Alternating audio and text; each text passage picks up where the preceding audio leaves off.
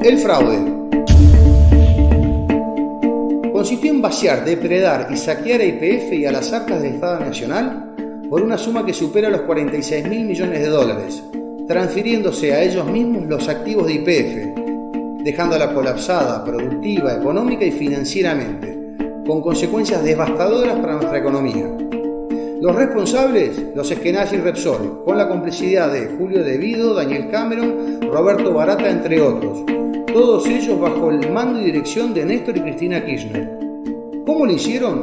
Primero robándole a YPF su gas. Se transferían el gas de YPF al precio vil de $1 el millón de BTU a empresas vinculadas con Repsol en Chile. Luego estas empresas lo vendían a los consumidores chilenos a más de $20 el millón de BTU. Este robo ocasionó pérdidas a YPF por una suma superior a los 14.000 millones de dólares.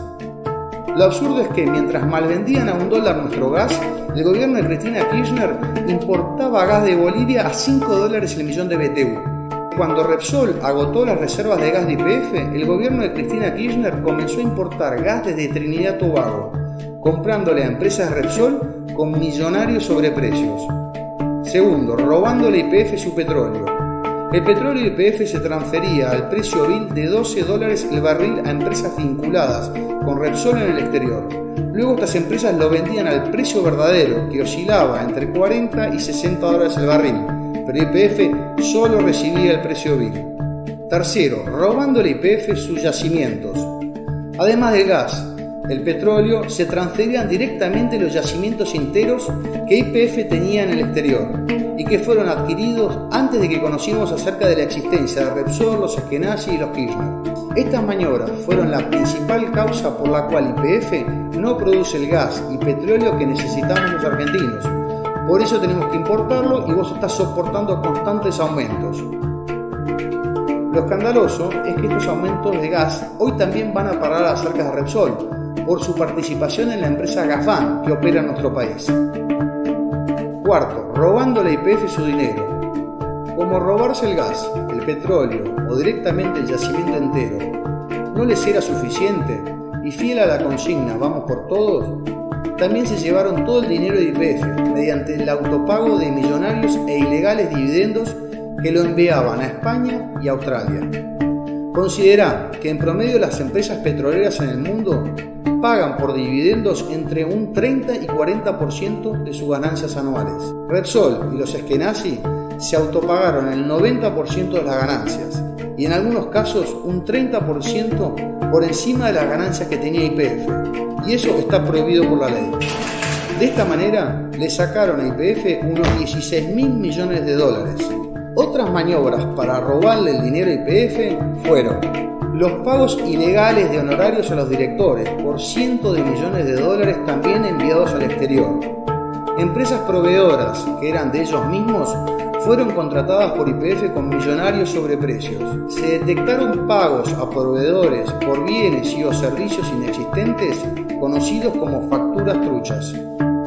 YPF envió dinero a una cuenta en Suiza que fue utilizada para blanquear fondos vinculados con el mayor caso de corrupción y lavado de dinero sucedido en España, conocido como el caso Gürtel, por el cual varios políticos y empresarios fueron presos.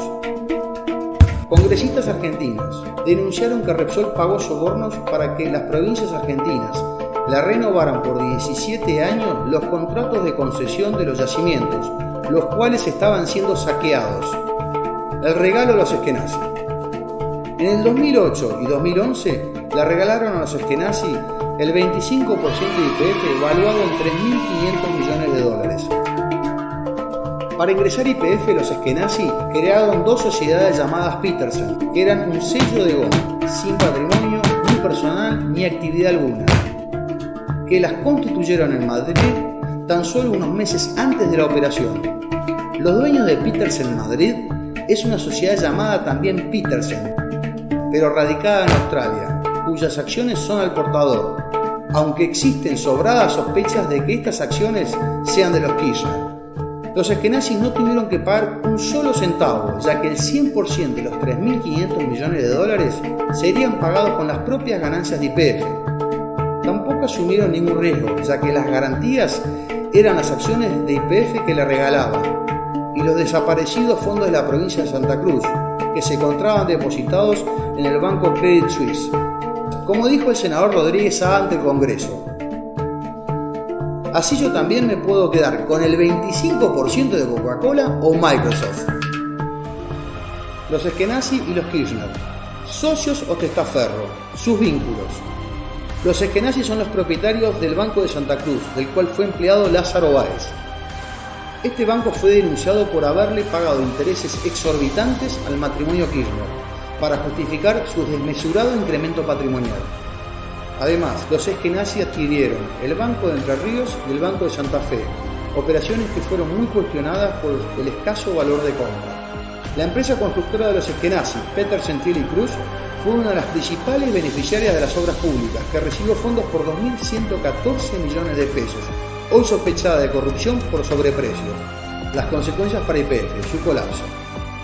Por el robo del gas, el petróleo, los yacimientos y el dinero, YPF quedó en ruinas, colapsada productiva, económica y financieramente.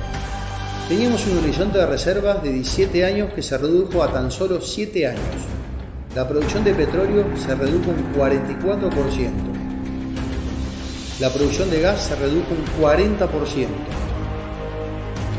Por el robo del dinero, YPF quedó endeudada en 9.000 millones de dólares. Su patrimonio se redujo el 50% y con millonarios pasivos ambientales que deberá afrontar la propia YPF de su bolsillo.